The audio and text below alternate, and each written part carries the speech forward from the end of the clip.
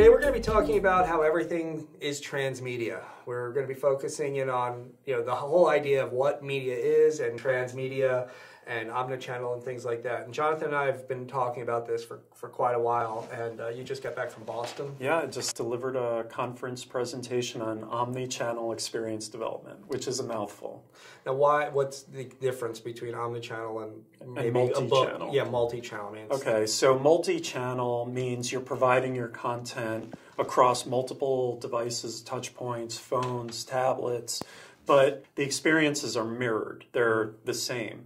Whereas omnichannel leverages the user interaction, the data that's coming back from the experience to identify where you are, what device you're using, as well as what phase of engagement with a brand or a business you're at. So an omnichannel strategy can deliver an appropriate experience to you based on all that data.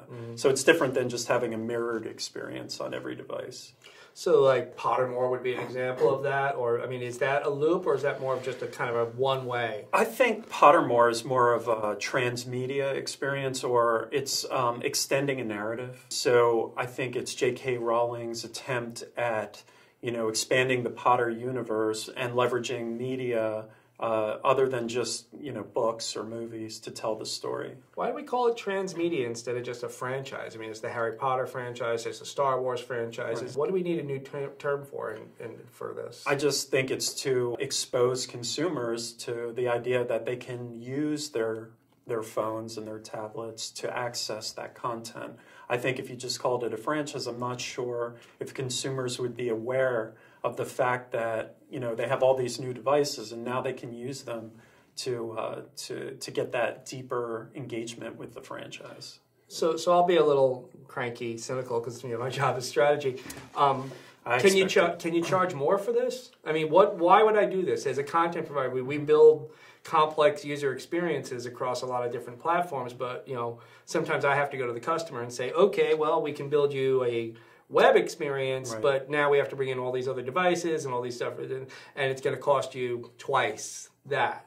So what's the in for the publisher or the author? I think it's to engender greater affinity from consumers, because there's going to be a more valuable experience, a more relevant experience if you as a business understand where I am physically and are delivering an appropriate experience. It's less friction for me, so I have a greater affinity for you as a business. To kind of bring an EPAM focus to this, when you're doing transmedia, one of the things that you have to do is have a very strong technology platform in an editorial creative sense. Your creativity is not bounded if your publishing platform is unbounded. Yep. So clearly it's more than just a CMS platform. It's a content strategy. You have to have a strong content strategy, meaning not just the writing, but the narrative has to be thought through.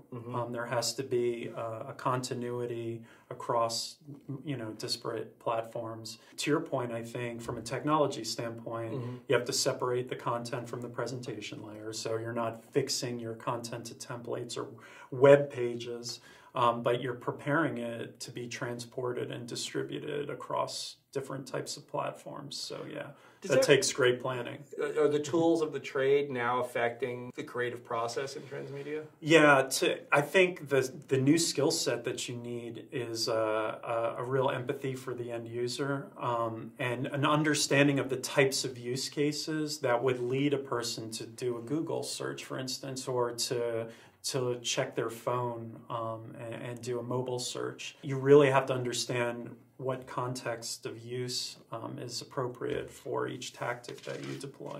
There was recently an executive from ABC who said in public that second screen's a distraction during the show. People just want to watch the show. It depends on the type of content, right? If you're watching unscripted reality programming. You mean like this? Everything being transmedia at this point, these platforms are kind of critical to make that go. Absolutely. So.